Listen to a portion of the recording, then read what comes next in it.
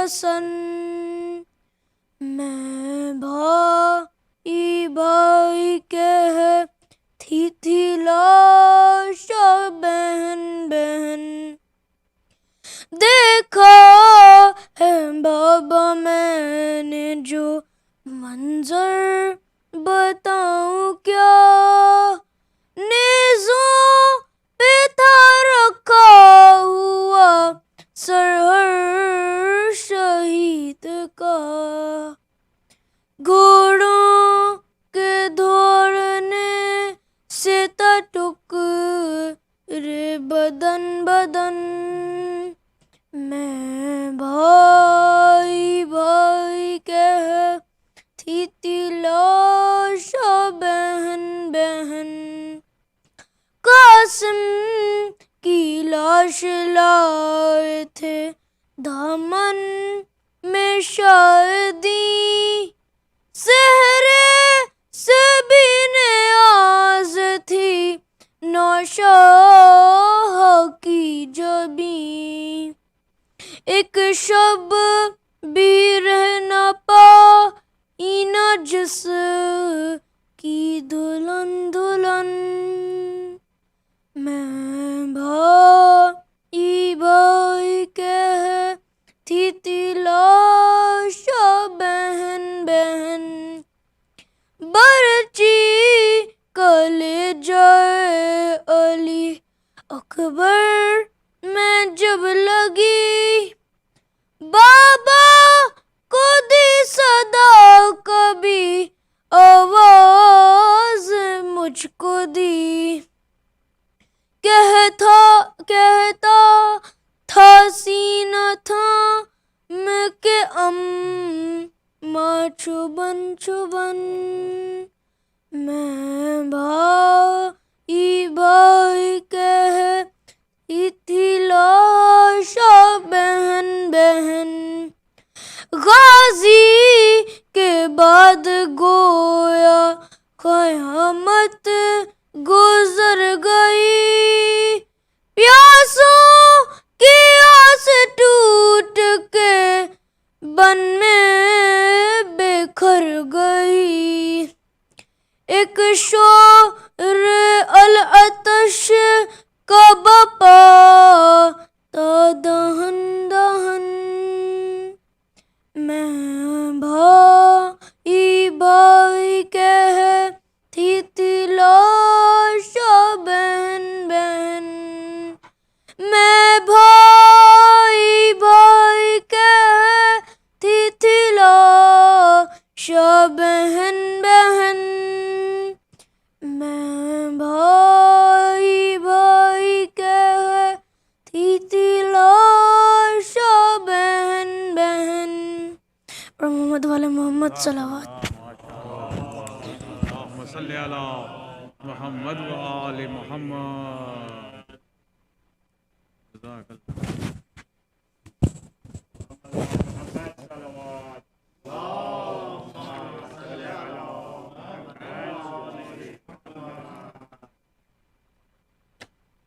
एक बार नारे सलवात।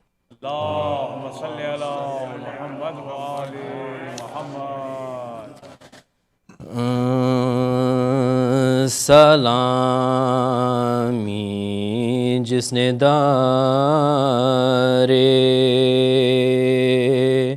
बाग़ पंजतान देखा।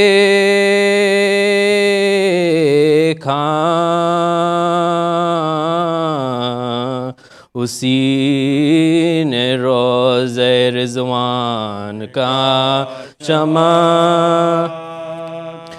देखा। सलामीरन में जो बंदरे ने पैरहान देखा। खबा की तह में लपेटा हुआ खबा की तह में लपेटा हुआ दे कहा दूने बसारत किधर गई है इमाम, मिली न लाश पिसर की तमाम रंदे खां, जवान बेटे की मैयत न तुमने पहचानी, ये किसका नेज़े पसर, ये किसका नेज़े पसर है, ये किसका देखा सलामी जिसने आज इमाम रज़ा शहीद हुए, शहे हर दो सरा शहीद हुए, शह के रंजो बला शहीद हुए, खा के ज़हर दगा शहीद हुए, खा के ज़हर दगा शहीद हुए, शाह के सब गुलाम रोते हैं, हमसे रुखसत इमाम होते, हमसे रुखसत इमाम होते हैं, खै के रुखसत हुए इमाम रज़ा,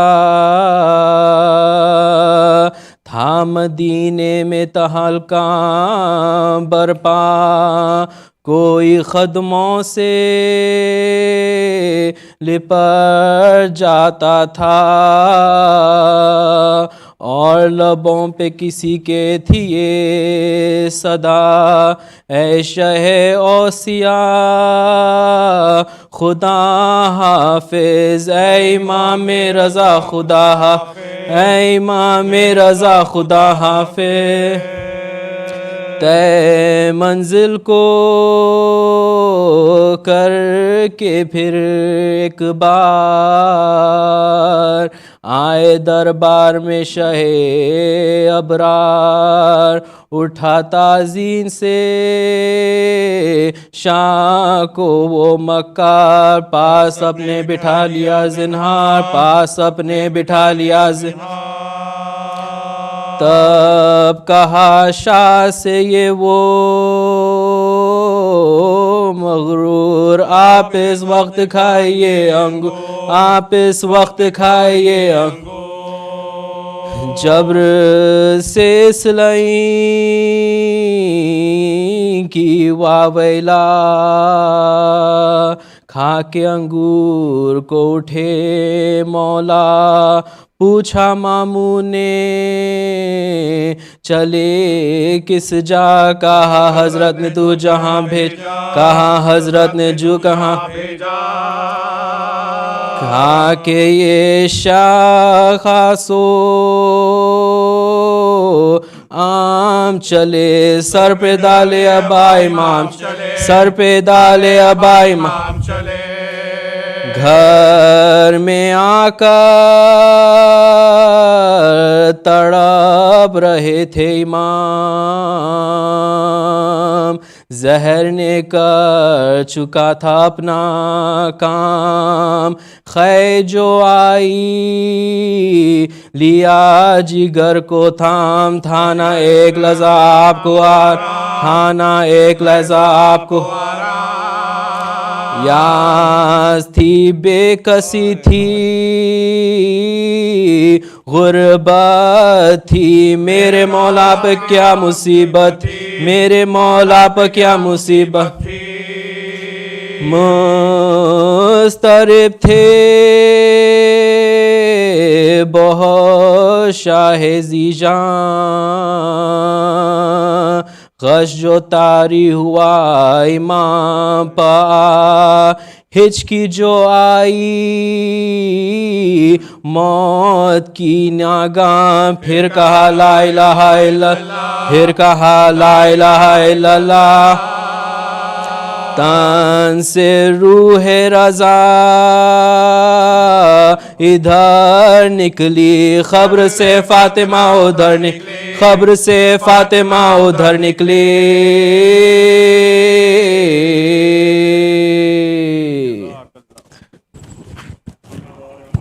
अल्लाहुम्मा सल्ली अला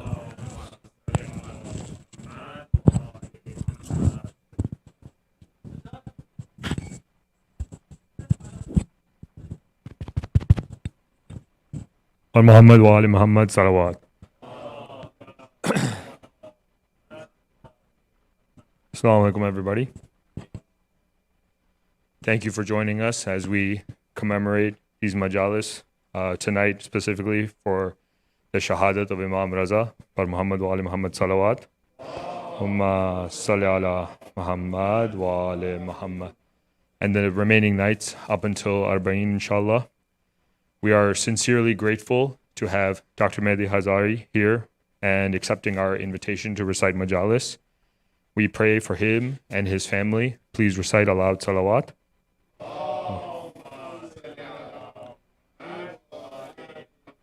Sheik Hazari will be addressing majlis starting tonight and continuing through Tuesday night. The topic of the lectures will be surrounding, is Islam outdated or do we need to catch up to God's religion? The lecture series will start every night inshallah at 7:30 p.m. with namaz-e-jamaat and majlis starting at 8 p.m. inshallah. Over the next couple of nights,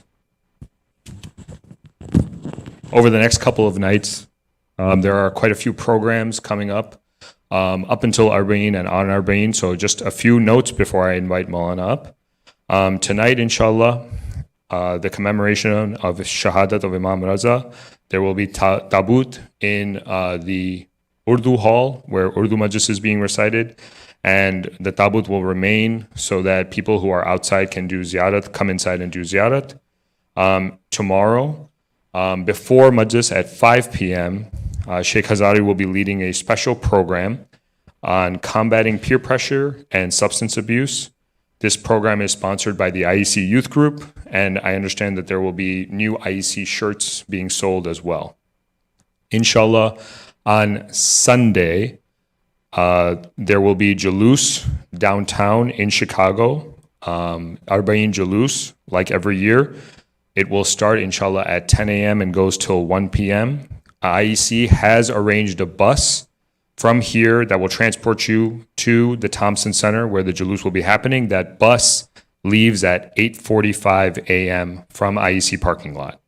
If you are driving to Jalus, there is discounted parking available at Poetry Garage. That is 201 West Madison Street, where that parking is available. Inshallah, lastly, Tuesday will be the day of Arba'in. IEC has, in the last few years, commemorated by doing a walk from various locations around the Glendale Heights area to IEC. There will be shuttle service starting at IEC at 10 a.m. that will shuttle you to the locations so you can drop your car off here and you can commemorate and walk towards IEC. After you walk, inshallah, here, there will be majlis in Urdu only, and then there will be julus in the parking lot after that. And then, inshallah, Tuesday night will be the last of the lecture series by Sheikh Hazari. If there are any questions, IEC website has all of the details, or you can approach any member of IEC management to get your questions answered. With that, I would like to invite Sheikh Hazari to address Majlis. Can you please all welcome him with a loud salawat?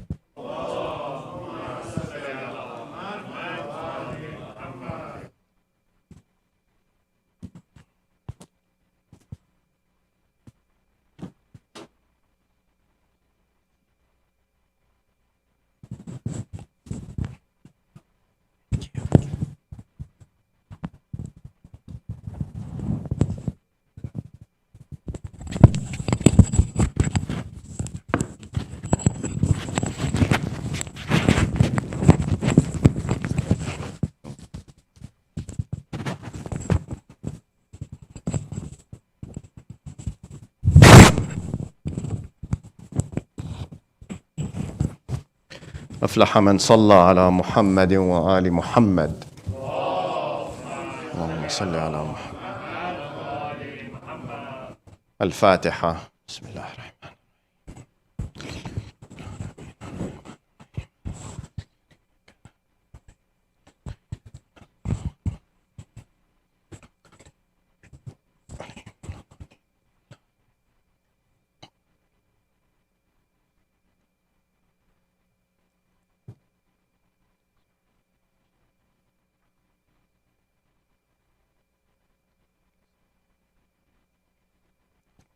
بسم الله الرحمن الرحيم.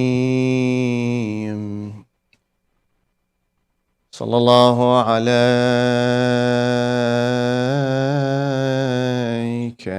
يا سيدي ويا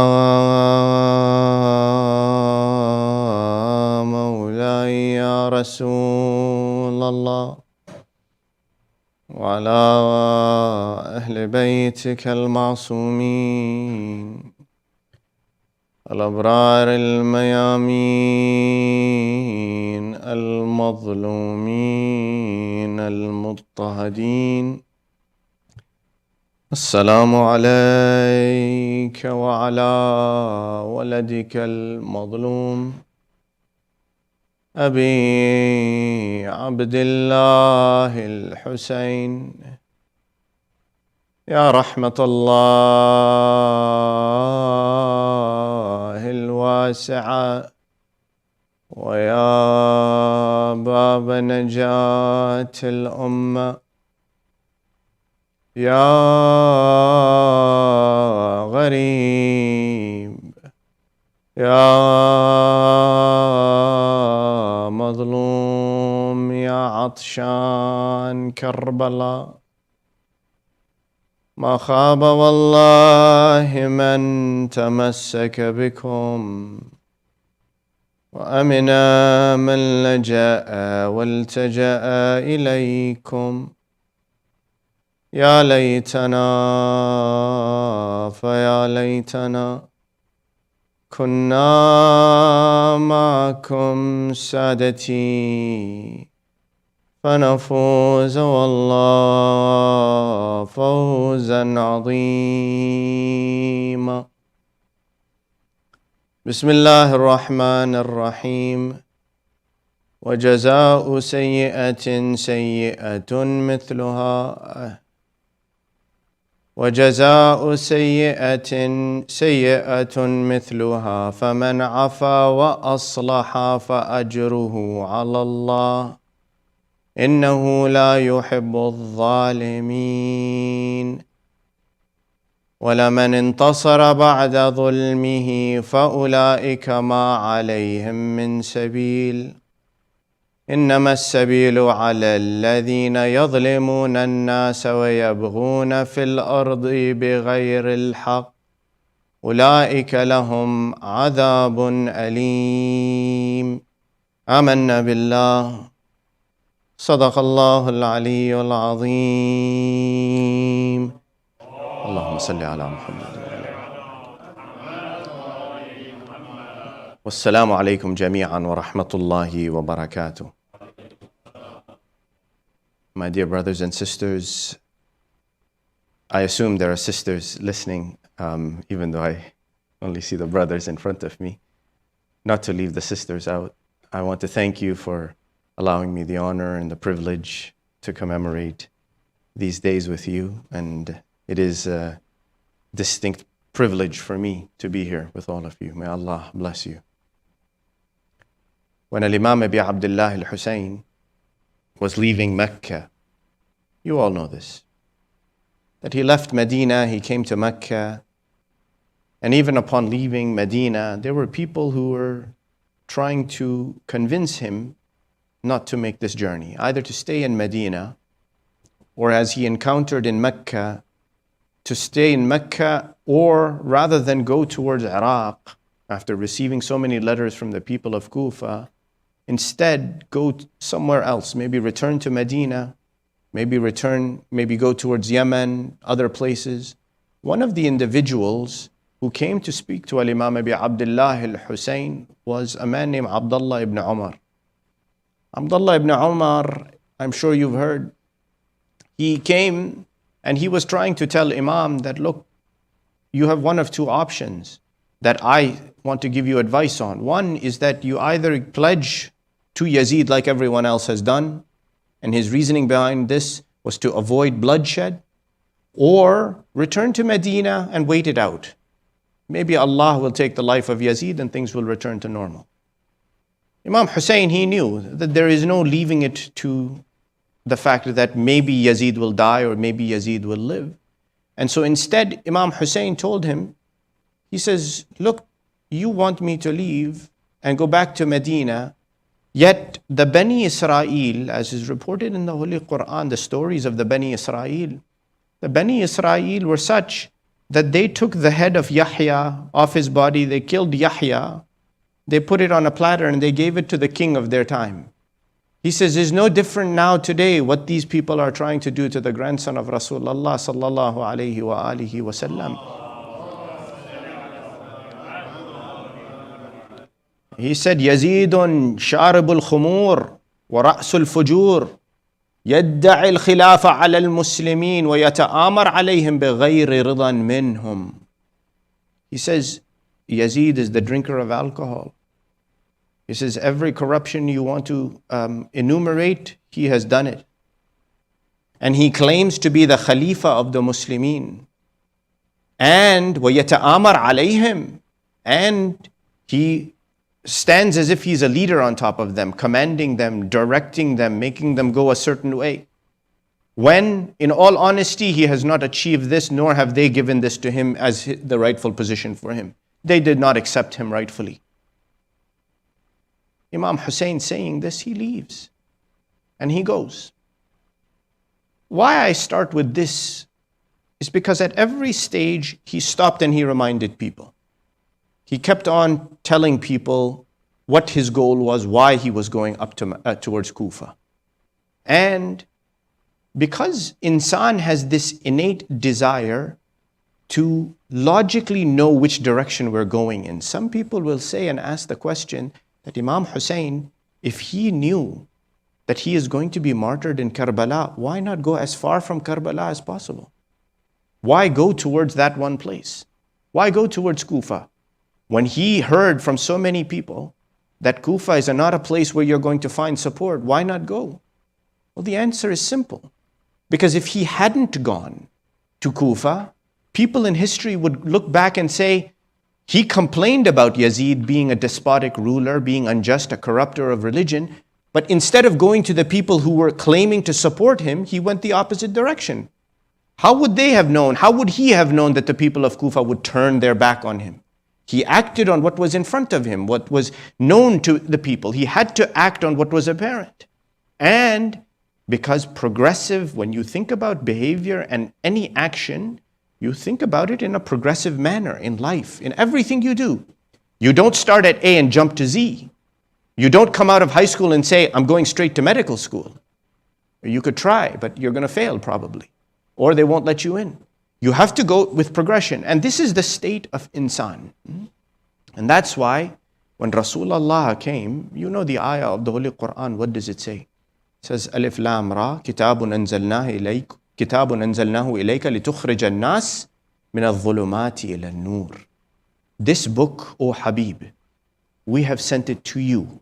You cannot take the book without Rasulullah. The ayah, it says it. The book has come to Rasulullah. Why? So you, O Rasulullah, can take people from darkness towards light. What is that? It is a progression, is it not?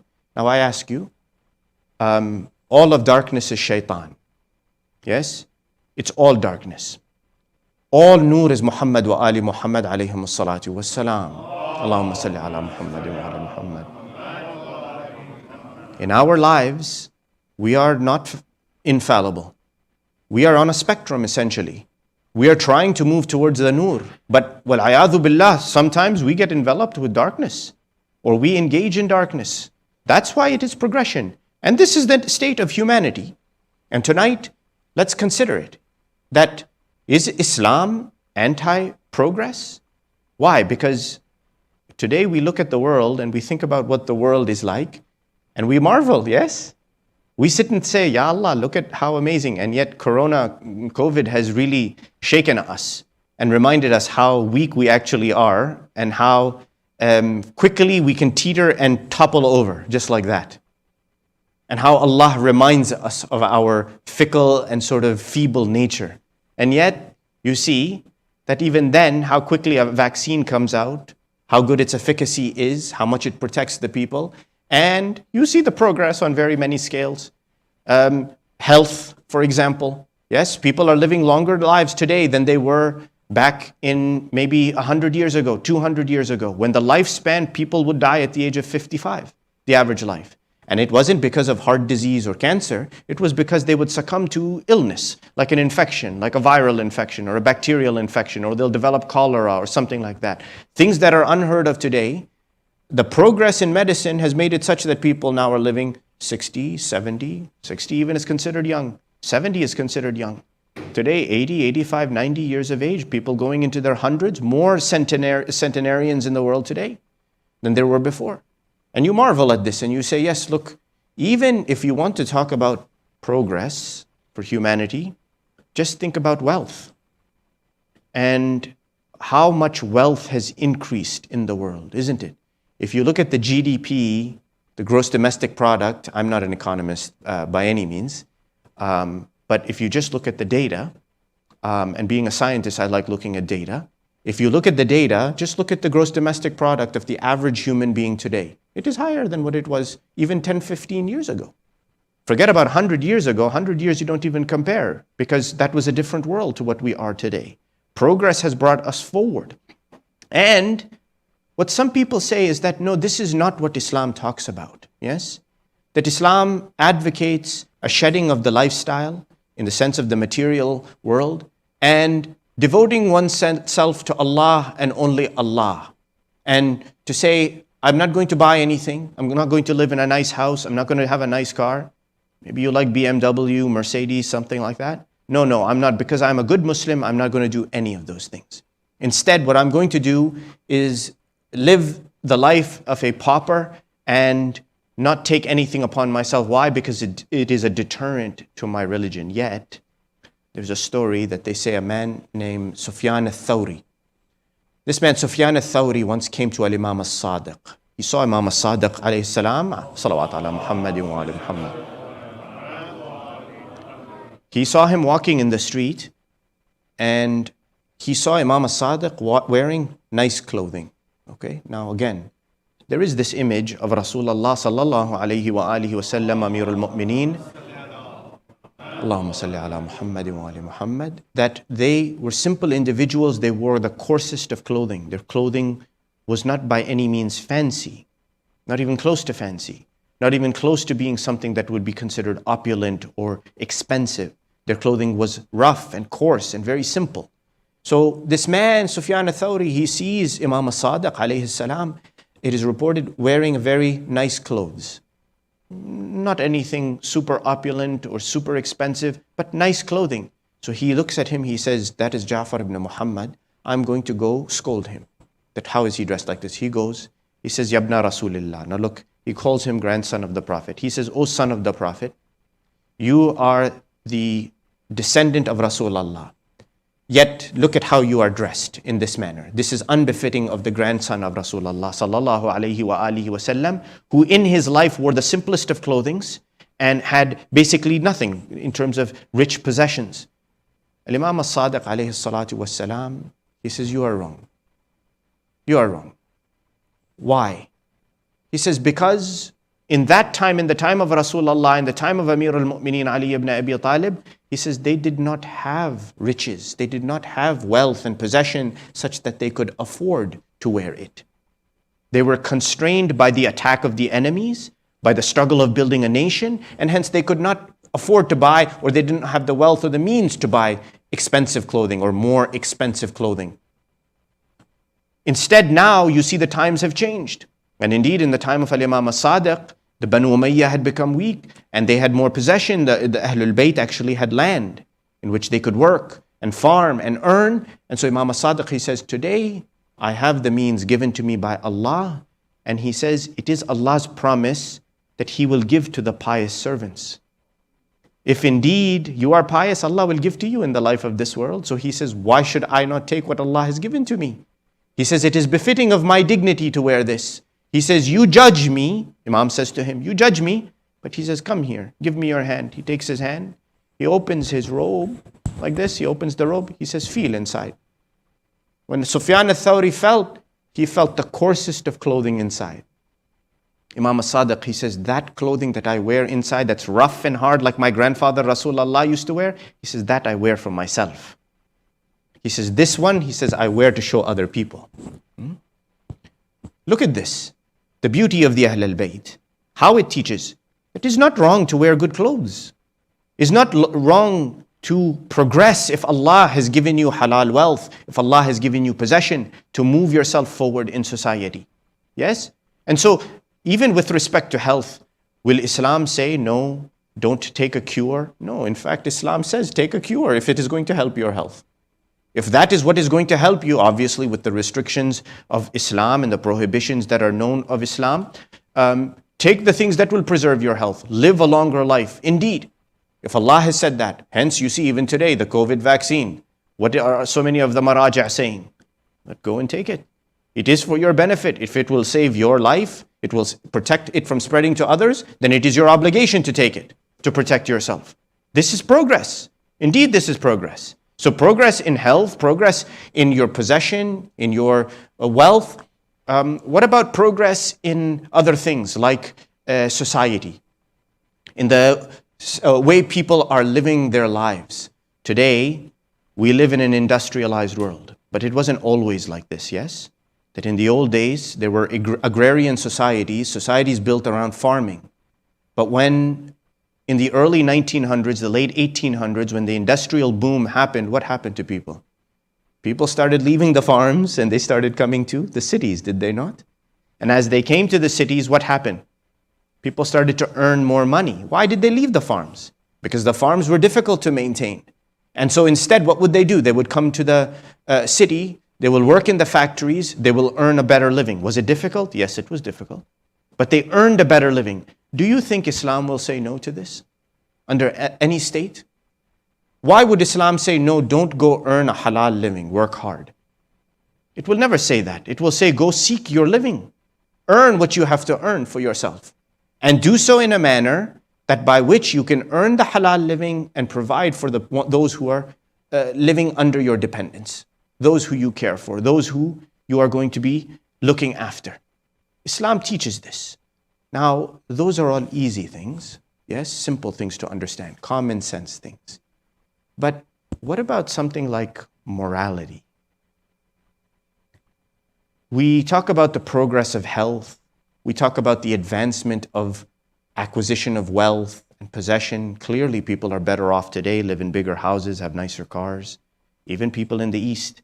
People don't have cars, but they have cell phones, right? You see this. Everybody has a cell phone. That's a sign of wealth. That even simple people living in villages have cell phones today. That is a sign of wealth and affluence that has spread throughout the world. Health has improved. People's possession, wealth, and material gain has improved. Societies have become more industrialized, more connected, with more options. But what about the well-being of human beings? Not from a health perspective, but in terms of morality, in terms of lifestyle and how you choose to live your life. Now let me go with this point just a little bit, yes? When you talk about morality, you're talking about what you consider to be correct or just and proper and good versus what you consider to be improper, unjust, evil, not good, unbeneficial to anybody. You have haqq and you have batil. You have what is moral and you have what is immoral. Has that progressed? And indeed, you will say today, and there is this contention, that people will say human beings are more civilized today. Or there is this accusation that, look at Muslims, they are so uncivilized. All right? Now, when they say that Muslims are uncivilized, what are they looking at? They're looking at a picture of a Muslim, whether it is a man or a woman, And they are assuming something about how they live that is considered to be backwards to them, uncivilized to them. And so the question I ask you is that, are they looking at the person's religion, or are they looking at their culture or their ethnicity or their nationality? That's the question we have to answer. Why? Because when it comes to person being civilized, yes, what determines if they're civilized or not, or whether they have morality or not? Even today, today's society that has become so free talks about freedom, that we are so advanced, we live in a free society. Everyone has their rights, and that this is considered to be moral as well. Now I ask you, if today we are more moral than we were yesterday, does that mean that 1,000 years ago we were far less moral than we are today? That morality had to progress? Or are human beings different today than they were then, such that what is moral today was not actually supposed to be moral 1,000 years ago, and that the standard has changed, right? What does that mean? It means that human beings have changed, that the human being that was there 1,400 years ago in the Hijaz is not the same human being as is sitting in Chicago, Illinois today. And that morality for the 1,400 years ago is not the same morality as it is for today, isn't it? But is that the case? No, because human beings are fundamentally the same. We are the same. Nothing has changed about humanity. And that's why even the Holy Quran, when it talks about insan, it talks about every insan. And it talks about a code that has come for all of life. And so when you talk about morality today, Islam indeed will say that don't say that morality has progressed, or civilization has progressed, or societies have become better because now suddenly people are more moral. No, no. The code of morality was always there. It's just that you chose to follow something different. That's all. It's just that you decided to create a different standard. And so to answer the question that is Islam against progress? No, it's not against progress. It is not by any means. But there are some things we have to answer, that we have to determine. And I will keep it simple on a Friday night. I know we already have one who's probably been in school all day. I worked this morning. I went to work half a day, and alhamdulillah, I was able to fly out with no trouble. So I know you guys are tired, so we won't take too much time, inshallah. We have to answer 3 questions, okay? And this is very important. And this particularly, I say it for the young ones who are sitting here, that if we want to talk about Islam as being quote unquote progressive, and it is indeed progressive. Islam is a progressive religion. And that's why in many of the things, when we want to define circumstances, when it comes to fiqh, when it comes to the jurisprudence of the religion, we use what is called urf. Urf means the common understanding of something, okay? What does that mean? That the common understanding of, let's say, Najaf, is it going to be the same as common understanding here in Chicago, Illinois, or the United States? No, it will not be. Common understanding there based on what are their normal ways of acting, their living, their traditions, the way people behave is very different from here. We're not talking about halal haram. Halal haram is the same in Chicago and in Najaf. That is not different. We're talking about customs, ways of acting, all right? Let me give you an example. So this is theoretical. In one city, you have, it is accepted for a Muhammad Sheikh to ride on a moped, okay? And maybe you've seen this, yes? That in some cities, the Sheikh will ride on the moped, and he's got his turban on, and he's riding on the moped, accepted, completely accepted. You go to another city, it is unacceptable for the Sheikh to be riding on a moped, unacceptable. And maybe this is not as theoretical as I'm making it out to be. It's unacceptable. Why? Because it's considered to be demeaning to the Sheikh. The Sheikh is supposed to have a high status amongst the people. He's supposed to be esteemed and honorable. So it is not accepted for him in that society, that second society, for him to be riding on a moped. No, instead, someone should be driving him, and he shouldn't be sitting in the front seat. He should be sitting in the back seat, and someone should be giving him the respect. And I'm not hinting at anything, really, I'm not. I'll ride on the moped or a bicycle, no problem. So this is what I'm talking about, urf. This is what I mean when I say Islam is progressive, is that it addresses the nature of people, and it says, how do we ensure that people understand the application of halal and haram in their lives? So the things we have to recognize are three. There are three questions we have to ask about whether Islam is for progress or not. One is the standard by which we live, all right? Islam is for progress, but it means that the standard by which we live must remain what Allah has decided. That is black and white. If Allah has said something is haram, it does not matter whether we are 200, 500, 1,000 years into the future, haram is haram. That is it. There's no question to us. Why do we justify this in Islam? Because Allah is the creator of Adam, the first human being, and the very last human being who's going to be born on earth before Yawm al-Qiyamah. He is the creator of that human being. So He knows exactly what is prohibited, what is acceptable, what is allowed, and He is the one who is going to establish that standard. Now, the second thing I'm going to say is the one that I want you to consider very carefully, is when we say that Islam is not against progress, we're all for scientific research, we're all for technological advancement, we're all for networking, we're all for connectivity. Islam is all about those things. That's fine, that's acceptable. What Islam says, though, is that beware of the consequences of those things. Progress is fine, but beware of the consequences of those things. Now, what does that mean? I mentioned to you that the agrarian societies became into industrialized societies, right? People came to the industries. Do you know what that did? Yes, it created more money, more jobs, but do you know what also it did? It destroyed the family system that existed. Why? Because women now were going to work. And that's not to say women shouldn't work. Don't take that as the meaning. But I'm telling you what happened in history. Women started going to work. People started going to different places. It put a strain on the families. They worked longer hours. Unfortunately, there were injuries in the industrialized world. Yes? Because you go to these factories that are not maintained properly, there are injuries. What happens to that poor person once they're injured? There is no paid leave.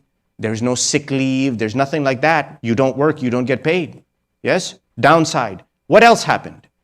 Are all industrialized countries created equal? No, they're not. You have a northern hemisphere and a southern hemisphere. Just look at the disparity in these two regions of the world. All the northern hemisphere countries, highly industrialized, possessing resources, all of the influence in world politics and how things flow. The southern are basically acting as a supply chain up to them. Are they not? Where do all your coffee beans come from? Are they grown here? No, they're grown in South America. Those South Americans, are they yielding the profits that the companies over here are yielding? No, they're not yielding the same profits. They're working their hands to the bone to supply the big companies. It is known. This is not something new. Yes, Islam says become industrialized, progress, improve, do things to help individuals earn a halal living. But realize that there are consequences. Even with respect to health, my dear brothers and sisters, I've mentioned this before, maybe you've heard me say this, that one of the greatest discoveries was antibiotics. Was it not? Antibiotics are a great discovery, saved a lot of lives. People are saved, and we should take them to protect ourselves when we have a bacterial infection or there's some process going in the body. However, what has that done also? It's created bacteria that are resistant to the antibiotic.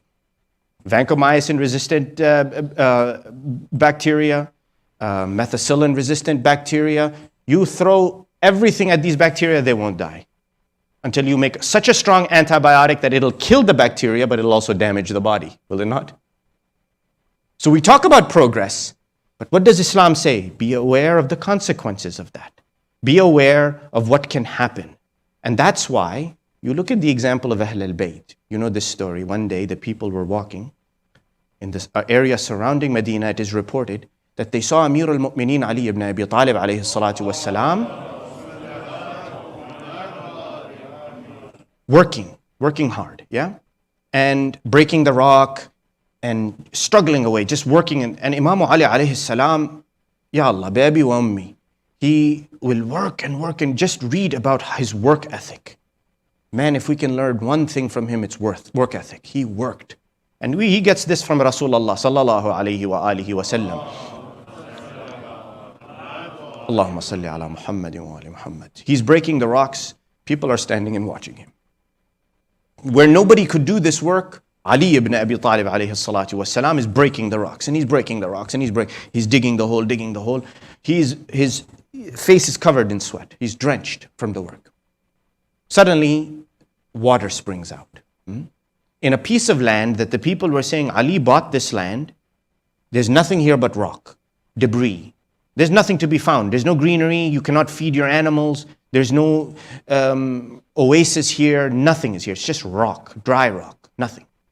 He breaks the rock. Water springs out of it. Everyone says, Ya Allah, Ali ibn Abi Talib is going to be rich. He broke the rock. He gave all his energy, worked so hard, tired himself down to the very last bit, and now water has come out, he'll be rich. Why? Because you've got water in the middle of the desert. Yet he finishes, he comes out of that well, he makes a well out of it, he comes out. They're all looking, they're congratulating him. They say, Ya Ali, look, you have gone and you've broken the ground, you've cracked the rock and the water has come out from underneath. You will be rich.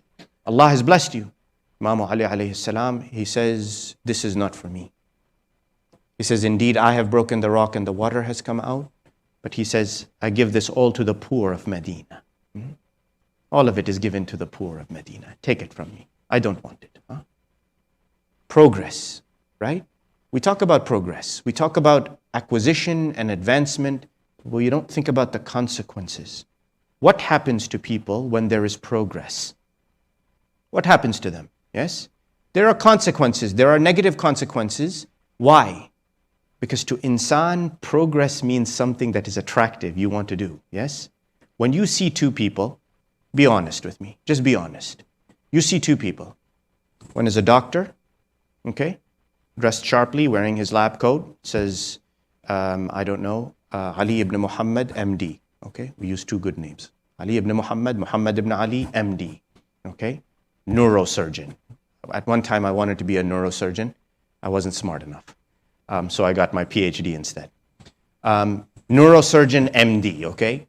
You see that one in front of you. Another one in front of you, you see a man dressed in ordinary t-shirt, maybe wearing just regular pants, and you find out that this other person is a plumber, okay? And that also is not a really, that's a really good profession because they probably make more than the doctor does these days, yeah? So you see the two. You see MD, neurosurgeon, you see plumber. Okay?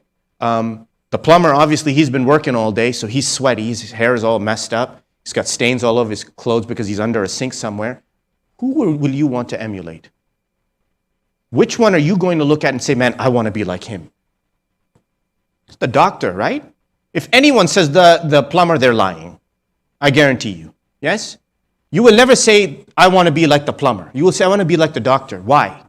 Because of progress. Because he progressed, yes? In your eyes, materially, educationally, in life, in his standard in life, whatever he has achieved, he has progressed. Whereas in my mind, the plumber is nothing, really, right? I don't consider him something to be worthy of emulation, that I want to become like that.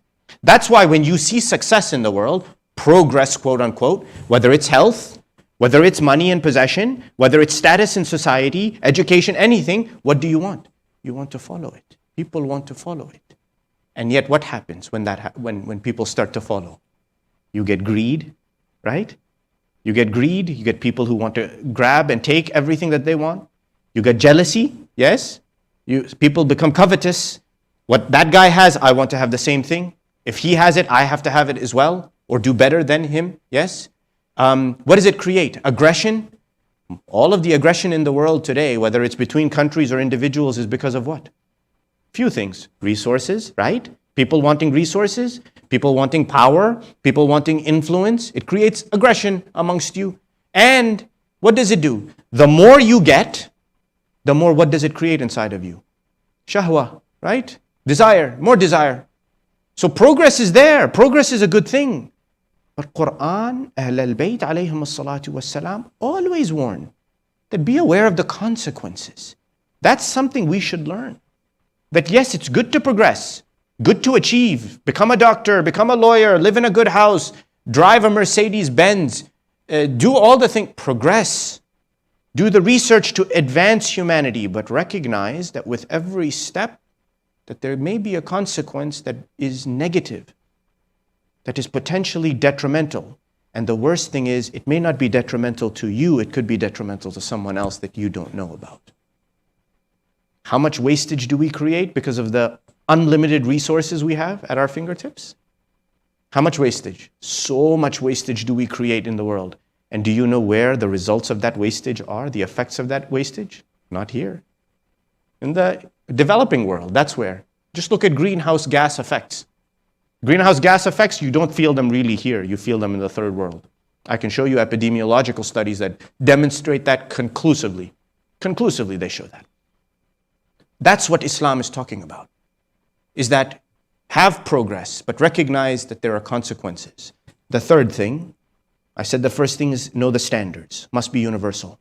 Number two, know that there be consequences to progress. And number three, recognize that with progress, there's responsibility. We don't recognize that. I saw that neurosurgeon. I went to medical school. I became a neurosurgeon. And what did I do? I made that as a source of acquisition of wealth for myself. All I did was acquire, and I didn't remember anybody else. I've progressed so much in my life that I've become oblivious of everybody and everything around me, isn't it? And doesn't the world do this to you? The more you progress, the more you become enamored by your own success, you forget everyone. You forget you're living in your ivory tower and nobody else exists around you. Islam says, yes, progress, earn, accumulate what you need to accumulate, but recognize that somebody else has a haqq to it. Someone else has a right to it in front of you. Recognize that fact. And do so in a manner that as soon as you achieve, pass the buck. Share what you have to share. If you got to go to graduate school or medical school, search out some unfortunate person in the community, maybe not even in your community, somewhere outside, and find out if they want to go to medical school and help them go to medical school. Help them become a neurosurgeon after you became one. If you were able to advance your life, ensure that you can pass that on to somebody else so they can ensure that they pass it on as well. But yet, we don't see this in the world. We see only selfishness and what is considered to be me advancing my goal and what is going to make my life better. And so Islam is not anti-progress. Islam is about understanding what causes us to falter from that progress. And unfortunately, today we see that. When life was simpler, there was less chance of slipping, yes? Today there's more chance of slipping. Why? There's a lot more money. There's a lot more resources. There's a lot more at our fingertips. And yet there's also more chance to slip. That's what Islam is teaching. They say a man named Muhammad ibn Abi Umayr. Muhammad ibn Abi Umayr was one of the companions of our Imams. And it is related that he was caught by the Banu Abbas. He was a companion of Imam Sadiq alayhi salam, Imam Kadhim, and Imam Raza alayhi salam. And Allahumma salli ala Muhammad wa ala Muhammad. He was caught and he was executed. He was tortured and he was killed. He was a keeper of hadith. He had hadith of Ahl al-Bayt that he had kept in his books. He was caught and he was killed. One day he came in the earlier years and he asked Hisham ibn al-Hakam. Hisham ibn al-Hakam, great companion, young student of Al-Imam al-Sadiq alayhi salatu wassalam. He came, Allahumma salli ala Muhammadin wa ala Muhammad. He said, Yabna Rasulullah, he asked Hisham, he says, oh Hisham, tell me, what is it that makes a ma'soom a ma'soom? What makes an infallible an infallible? How do they become an infallible? So Hisham explains, he says they are infallible because of four things. Hirs, hasad, ghadab, shahwa. Four things. Hirs, hasad, ghadab, shahwa. And these four things, let's see if we have these inside of ourselves. Hirs, it means to chase after the world and collect and hoard. Chase and collect everything. Yes?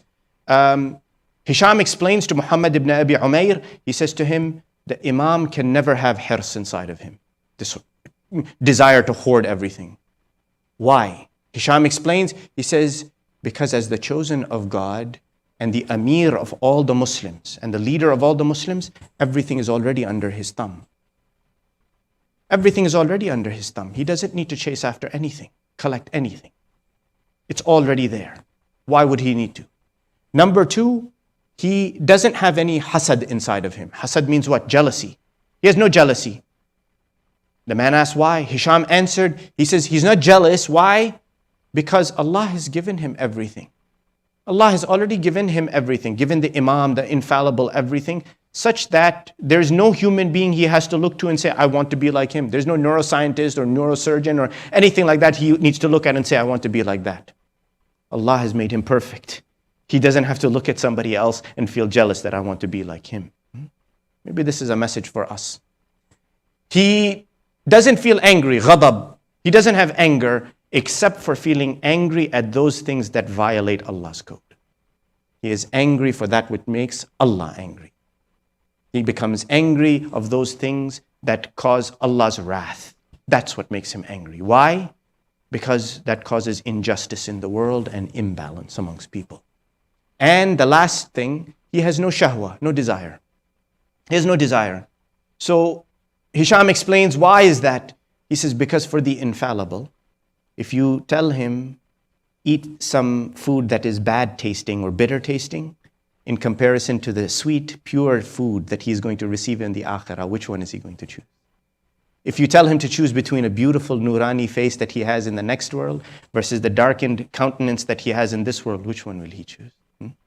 If he tell him that you will get everlasting joy and peace in that world, and with what Allah has for him, versus what is temporary and limited and transient and even faded in front of the eyes in this world, which one is he going to choose? He will choose that. So there is no desire inside of him. These are the things we have to consider when we think about our own lives. Progress, move forward, advance yourselves, educate yourselves. Surely, surely, Islam advocates it. Advocates improvement, modernization, improvement in the lifestyles and the well-being of human beings, but recognize the consequences of doing so. Be aware of what it means that when you did it, in every way, shape, and form, be aware. And to some degree, this is Al-Imam Abi Abdullah al-Husayn. Yes? You all know this, that when Imam Raza alayhi salatu wassalam, Al-Imam Abu al-Hasan, Imam Abu al-Hasan, when he was finally poisoned by Ma'mun al-Abbasi, they say they came to him. The report says his people came, his family came. They saw him in the room. They went into the room. His bed was empty. Nobody was lying in the bed. They looked. They saw Imam al-Raza alayhi salam lying on the ground. They went to him. They say, Ya Abu al-Hasan, Ya ibn Rasulillah, you are sick. Poison had riddled his body by this point. He was rapidly approaching the last moments of his life. They said, why are you on the ground? Why not lie in the bed? Al-Imam al-Raza alayhi salam looked at them, at his relatives, and he said to them, how can I lie on that bed in this last moment of my life? When my grandfather, Abi Abdullah al-Husayn, was lying on the ground of Karbala. I imagine all the Imams were this way. Imam Zayn al-Abidin, Imam al-Baqir, Imam al-Sadiq, Imam Kadhim, all were this way. That in those last moments, they must have remembered Al-Imam Abi Abdullah. That how he lay on that sand of Karbala. And that difficulty that faced their family. You all know this, that not only was that difficulty on Al-Imam Abi Abdullah al-Husayn, but it continued on the family of Al-Imam al-Husayn. They came, they desecrated the body of Imam Hussein. They took the rida off his head. They stole the ring from his finger, trampled on the body of Al-Husayn, and did not stop and went straight to lighting tents on fire. With the daughters of Rasulullah now running, screaming, calling for help. It is related that one little girl is faced with the enemy soldier. They're robbing the possessions, taking, stealing, whatever they can rob. Not just from the martyrs, but from the prisoners now as well. This soldier comes in front of the daughter of Al-Imam al-Hussein. She's very young. The soldier looks at her. He begins to cry. The soldier begins to cry. It is reported the little girl, this daughter of Imam Hussein, she looks at the soldier. She says, "Why are you crying, O enemy of my father? What are you crying about? You have won. You have succeeded. You have killed my father. What are you crying about? You are looting. You are taking." He says to her, tears in his eyes, he says, "I am looking at your ears, at those earrings.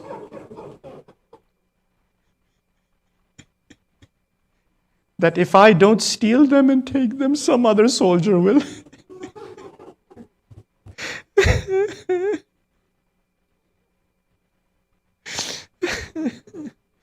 The earrings even were taken.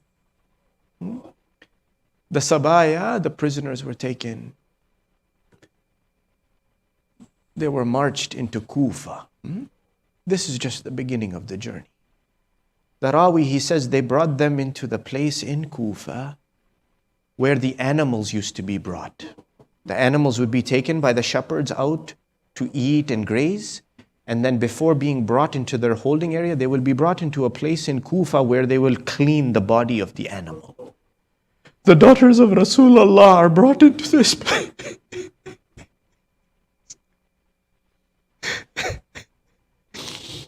They are held here and then placed into a pen, into a holding place, like almost like a stable where they put the animals. The men of Kufa, the soldiers, they come forward and they start to argue who will take the women as their prisoner, as their slave.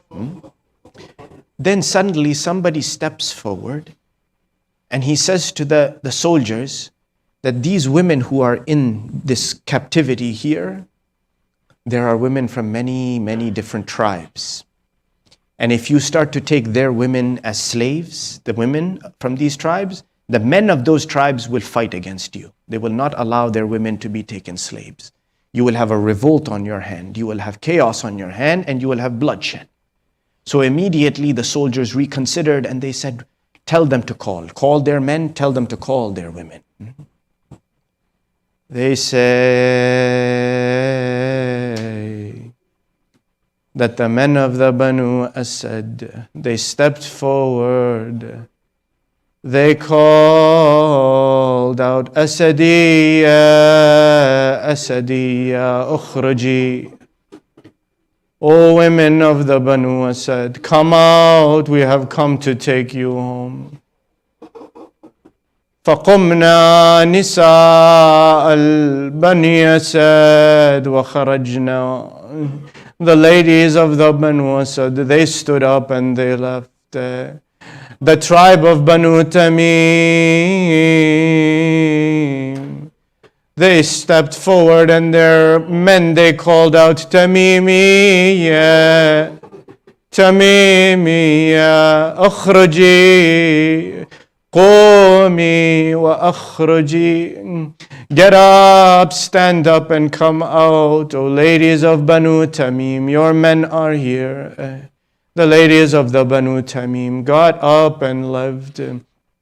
The men of the Banu Khuza'a, they stepped forward and said, Khuzariya, qumi wa akhraji.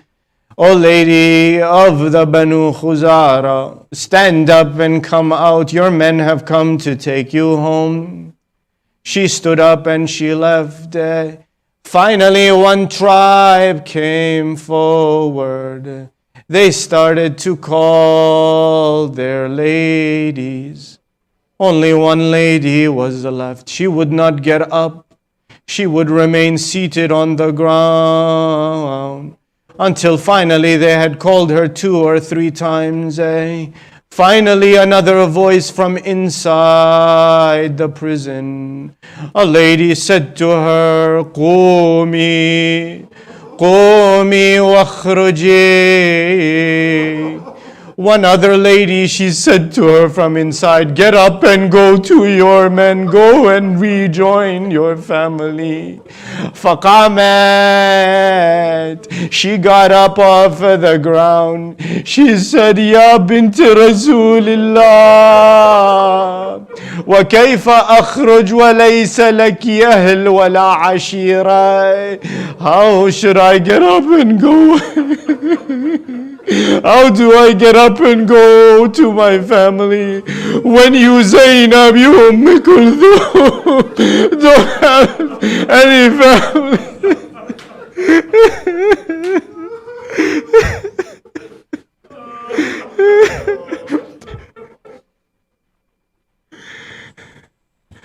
وسيعلم الذين ظلموا آل محمد أي منقلب ينقلبون والعاقبة للمتقين. إنا لله وإنا إليه راجعون. باسمك العظيم الأعظم الأعز الأجل الأكرم يا الله.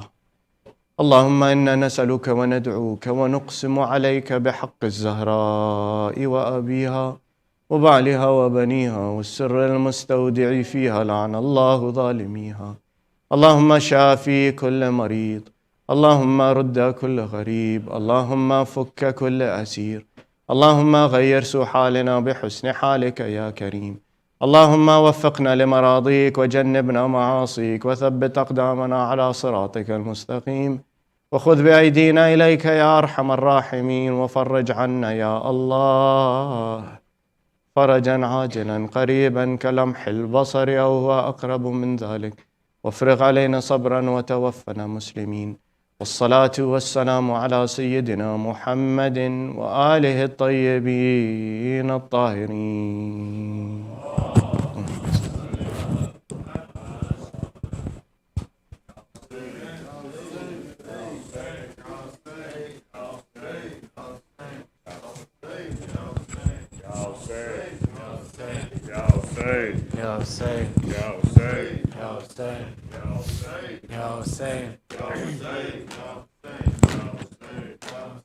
मज़लूम बेवतन ये मेरा मौला रज़ा है।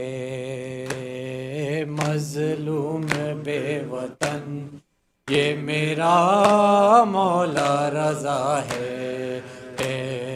मज़लूम बेवतन ये मेरा मौला रज़ा है। मज़लूम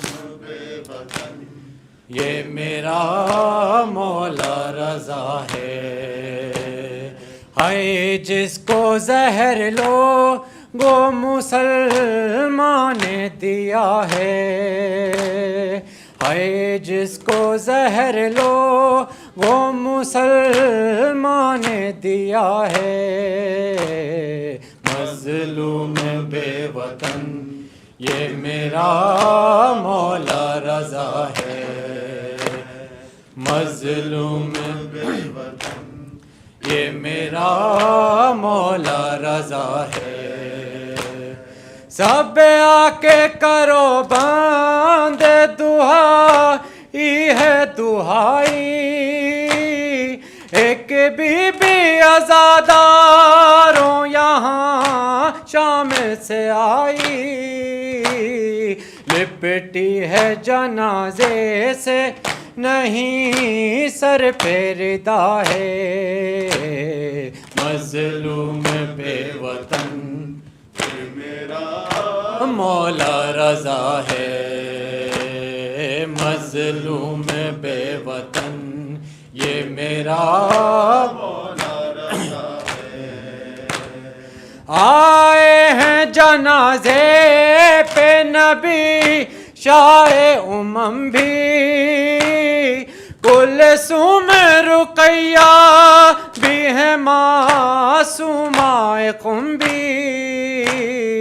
वो बीबी है करबल में जली जिसकी आबा है। मज़लूम बेवतन ये मेरा मौला रज़ा है। मज़लूम बेवतन ये मेरा मौला रज़ा है। फरिश्ते भी ज़मीं और ज़मा भी, आए लो कलम ऐश बरी कोनो मकां भी, खैरुल निसा के ला लेके मातम की सदा है, मज़लूम बेवतन ये मेरा मौला रज़ा है, मज़लूम बेवतन ये मेरा मौला रज़ा है। मामून अब्बासी की इनायत है ये लोगों, हाय आले पैगंबर की अतात है ये लोगों, सैयदों से ज़रा देखो ये उम्मत की जफा है, मज़लूम बेवतन ये मेरा मौला रज़ा है, मज़लूम बेवतन ये मेरा मौला रज़ा है, मज़लूम बेवतन ये मेरा मौला रज़ा है। या हुसैन या हुसैन या हुसैन या हुसैन, शबीर ढूंढता है अकबर कहाँ गिरा है, शबीर ढूंढता है अकबर कहाँ गिरा है, शबीर ढूंढता है अकबर कहाँ गिरा है, बेटे के कातिलों से ये बाप पूछता है अकबर कहाँ गिरा है, शबीर ढूंढता है अकबर कहाँ गिरा है, शबीर ढूंढता है। इतना ज़ईफ़ हो गया आता नहीं नज़र, आता नहीं नज़र, अकबर की लाश से यूं ही कहता गुजर गया है, अकबर कहाँ गिरा है, शबीर ढूंढता है अकबर, शबीर ढूंढता है। काम आ गया कमर में जाता नहीं चला, जाता नहीं चला, बाजू के बल चला होंठों पे ये सदा है, अकबर कहाँ गिरा है, शबीर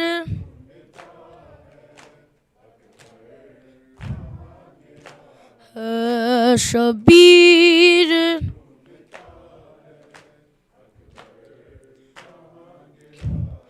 उठने की कोशिशों में जामू के बल गिरा, जामू के बल गिरा, एक कांपती आवाज में आबिद ने जब सुना है, अकबर कहाँ गिरा है, शबीर ढूंढता है, शबीर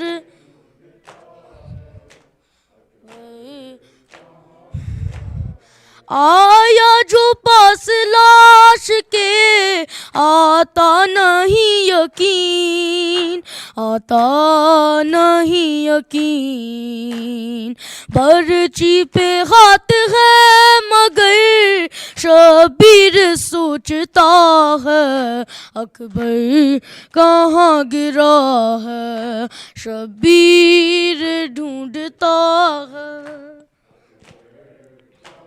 गिरा है शबीर।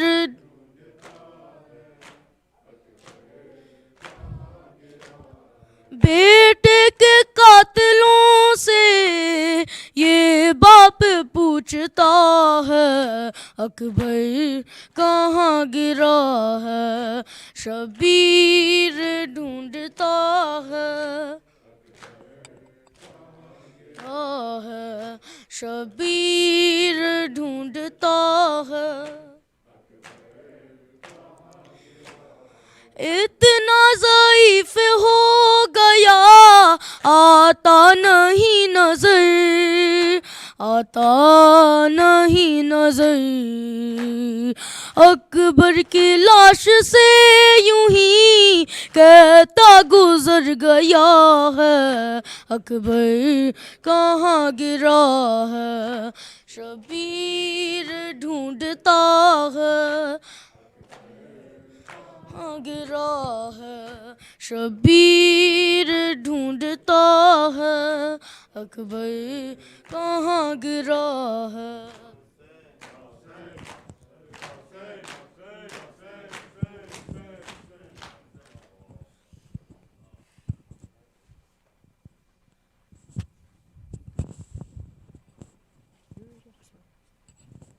बिस्मिल्लाहिर्रहमानिर्रहीम।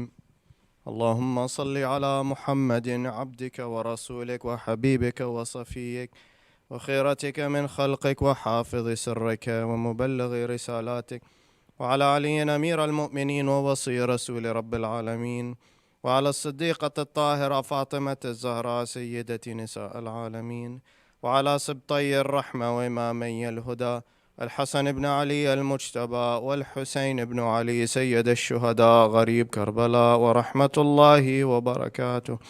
اللهم وصل على أئمة المسلمين علي بن الحسين ومحمد بن علي وجعفر بن محمد وموسى بن جعفر وعلي بن موسى ومحمد بن علي وعلي بن محمد والحسن بن علي والخلف الهادي والمهدي الإمام القائم صاحب العصر والزمان، الأمان الأمان الأمان من زوال الإيمان وفتن الزمان.